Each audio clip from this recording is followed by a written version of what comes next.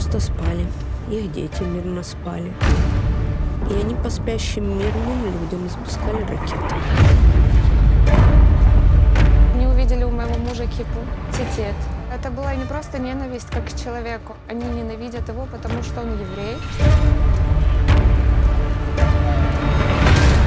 One of my questions, which I've always really grappled with, and you do deal with it in the film very effectively, I think, is the belief that a lot of American Jews who are the descendants of Jews who lived in Ukraine, is that there is something about the Ukrainian people that makes them to be especially anti-Semitic. And you do deal with that. A number of the people you interview raise the question, and I think possibly with one exception, and I'm not even sure about that, but all of the people you interviewed, I think, had very positive things to say about the current relationship between the broader Ukrainian community and the Jewish community. Would you be willing to share with us a little bit? Is that real? Is it because sometimes when people are being interviewed, they're more hesitant about saying what they're really feeling? And I think a lot of our audience will see that film and think, oh, but what I know or what I was told about the Ukrainian attitudes about Jews is negative and worse. A lot of people know something about the history of what happened to the Ukrainian Jewish community in the 40s. The situation right now in Ukraine is pretty positive from the perspective of the relationship of the Jewish and let's call it Ukrainians.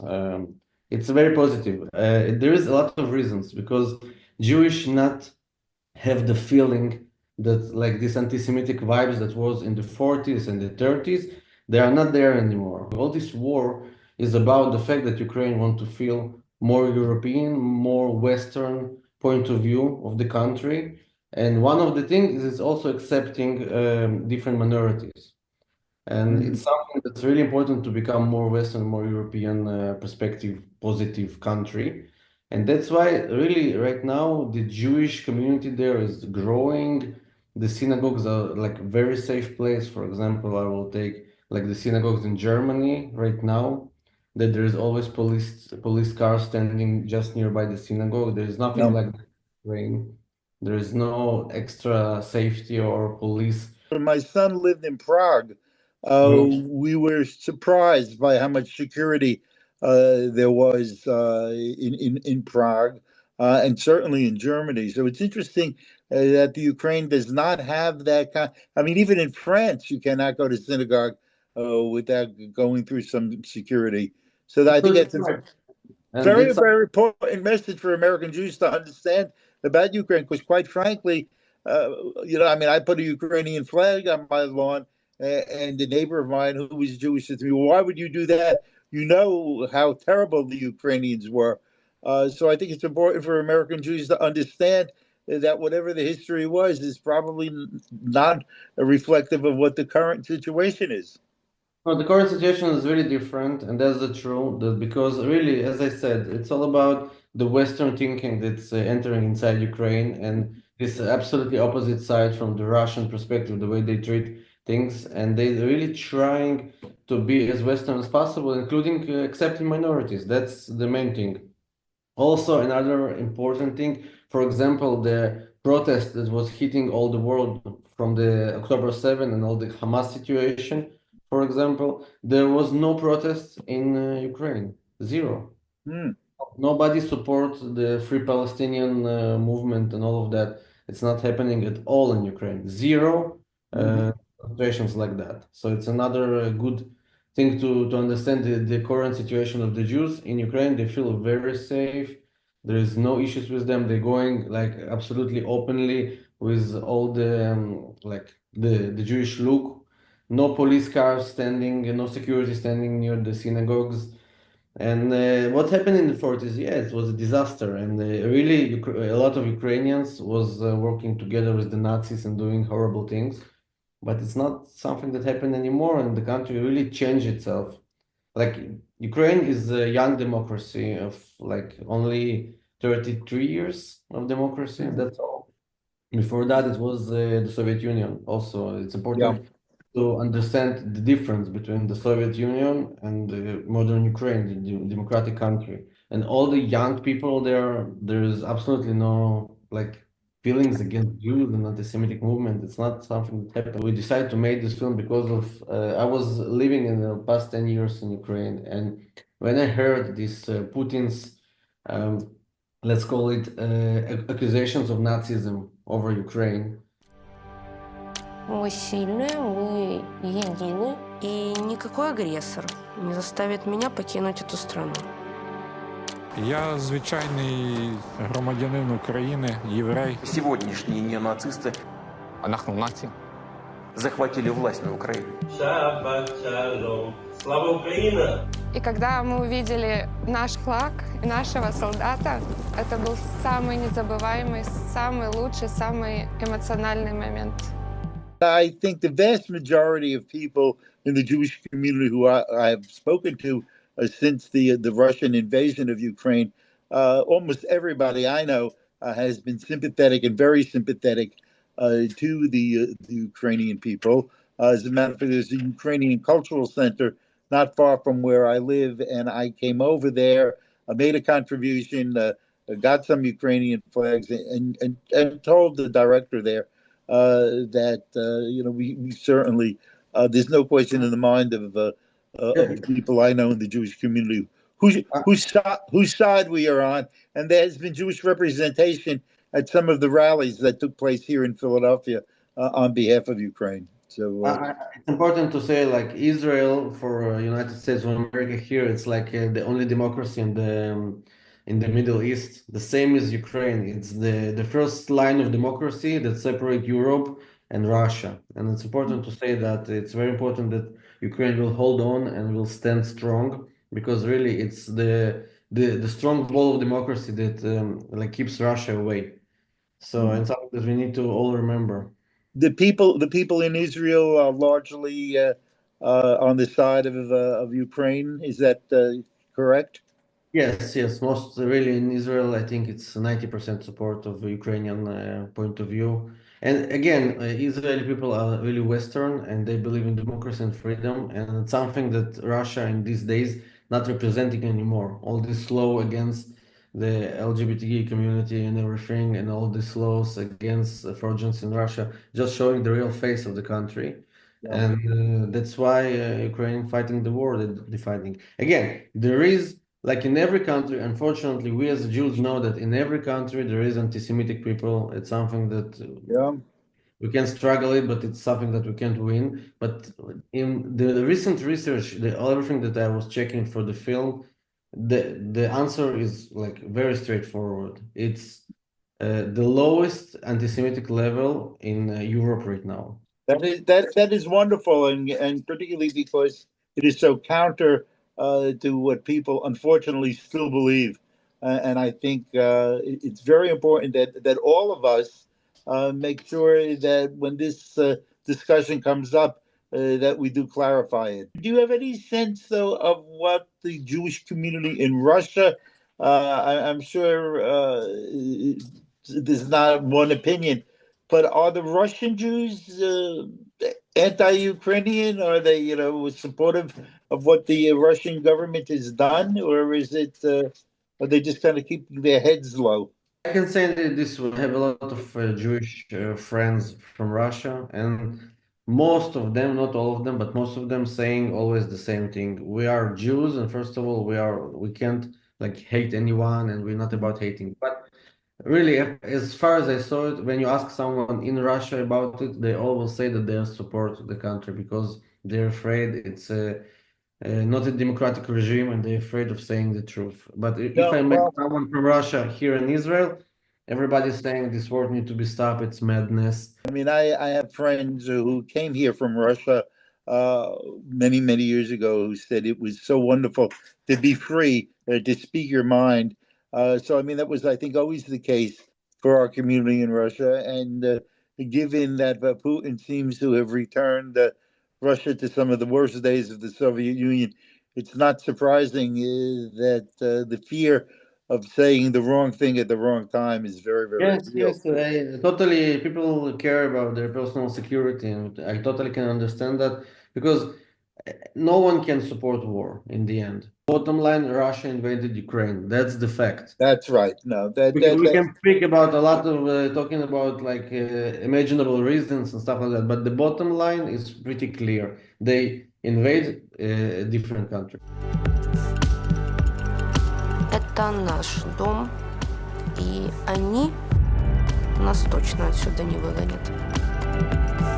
also, I mean, it's what we have said, and no matter what has happened to the people of Gaza, Israel did not start this war. And Sure. when you That's the start, bottom line. Yeah, that's the bottom line. They decided to attack on October 7th. They did this attack. Made this decision. Same as Russia on the 24th. They decided 24 February. They decided to invade Ukraine. They did it. Now everything happened. They are the first responsible for that. did you have any difficulty getting people to be interviewed and to be candid for your film?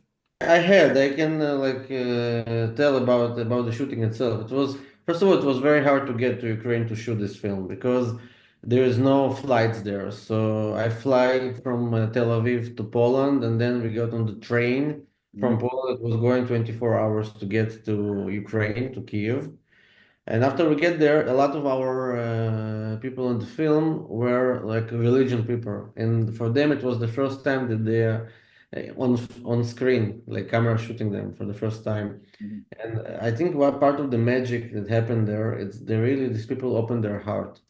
And that Mhm. was something incredible that happened during the shooting because people really tell their story, their point of view, the way they feel the things for the first time they open it.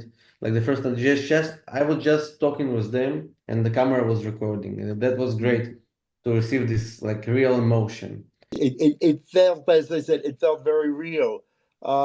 And it did not feel, I mean, sometimes you watch even so-called documentaries and you have a sense that people are reading from a script, but that was not the case with your film No, at all.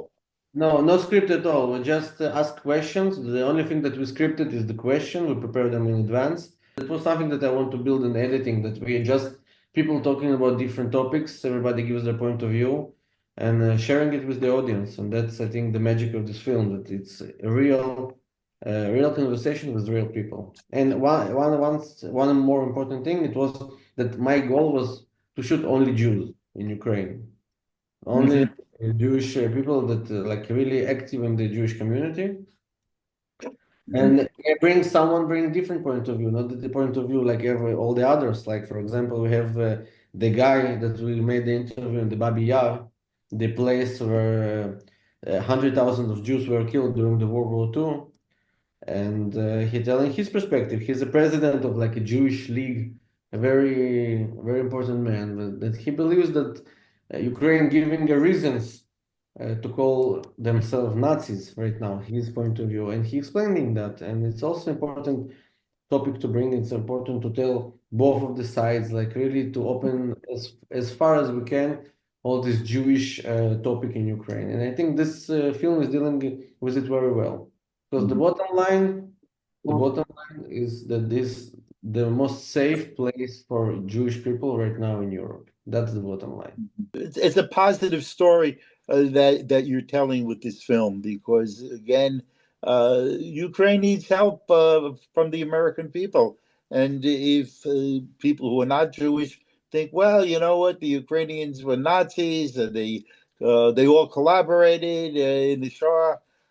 That's not going to encourage members of Congress, particularly ones who have a Jewish constituency, to be supportive of Ukraine. It is a mitzvah for people to know what the truth is now, and that the people of Ukraine are not anti-Semites and they're not Nazis, and they deserve and need the support of Western democracies. In the bottom line, I really tried to tell the truth, the way I see it, the way it happened from my perspective, and just to bring it to the screen. It's not like a propaganda film or something like that. It's just a film that's bringing my own experience in Ukraine, my own vision of this country. And I spent many years in the past years in Ukraine, and I was like terrified when I heard these accusations of Putin, and that was the trigger to start the production. When I heard that he accusing Ukraine in Nazism, I said, "What is going on? I need to tell the truth. I was living in this country. I was part of the community. I was going on Shabbat to the synagogue. I never felt anything, any danger. Your own personal history with Ukraine, then your family was from I'm Ukraine? I'm a Ukrainian born. I was born in Ukraine, and when I was 3 years old, my parents moved to Israel, and we live in Israel. And around 10 years ago, I opened a branch of my production company in Ukraine. And the Uh-huh. last 10 years, I was living in Ukraine and Tel Aviv, always on the line. But most of the time, I was in Ukraine. I have there like real estate. It's like my second home. That's the place. And I flew to Azerbaijan 2 days before the war for shooting a film. I just flew from Kiev to Azerbaijan, and then the war started. I was in Baku, and that's why I was not in Ukraine in that point. And then my first time that I returned to Ukraine was during the first Purim after the war started. Uh-huh. We returned because I felt that it's the perfect spot to start telling the story because Mm-hmm. it's like one of the Interesting. happiest holidays for the Jewish people, and I thought that if they're celebrating Purim during the war, so evil will not succeed in their Mhm. purpose. What is the approximate Jewish population of Ukraine currently? The community, the real community, was around 200,000 people before the war. Mm-hmm. Now it's much less than that. Certainly. There are a lot of them leave the country, but it's still tens of thousands. Oh, I mean, I know, as I said, I had family who came here in the early part of the before the Shoah, and they said that they were Russian Jews, but of course they were born in what is now Ukraine. Yeah. But because it was part of Russia, they saw themselves as being Russian. But of course, because of the limitation of where Jews could live, a lot of people did not live, in Moscow or St. Petersburg. They lived, as I said, my mother did in Lvov, but she, probably would have said that she was Russian. Important to say that you said that you're originally from Lvov, but Lvov originally it's part of Poland. It was that moving a lot during these years that, like in some time, Lvov was Polish, then it was part of the Soviet Union. It's never been part of Russia. It's important to Okay. say. It was part of the Russian Empire that was before, but after it was Soviet Union and Poland. It was moving between the two countries. Uh, And of course, after Ukraine was established, it was already part of the Ukraine from beginning. It's like there is a very long history, but the thing is that history always changing. That's why we have history, and I yes, think a lot yes. of Russians don't understand the fact that Ukraine is a democracy that already 33 years a democracy, and they still thinking that Ukraine is kind of part of them or something like that. But the people there don't see themselves as Russians. They see themselves as Ukrainian. They have their own language, their own culture, their own heritage, and it's really something that I think the Russian missing. Can you tell us a little bit about what's going to happen with the distribution of this of the film? I mean, I hope people other than those of us who go to Jewish film festivals will have an opportunity to see the film. The film will do a nice tour in US and Canada for several film festivals. Also, here in Israel, we will do like all the tour of the film in 12 different cities. Oh, Also good. screening here in Israel, and also the film will be part of few European big festivals that I unfortunately can't say their name, but it will be officially announced. And yeah, the film is going well. And again, in the beginning, it was like a passion project for me, something that I was dreaming to tell the story of the Well, Jews in Ukraine. And in the end, we finished with the film. So for me, the fact that we finish with the film, all this passion project is already a great success, and I'm happy. And everything that comes afterwards, it's just a bonus.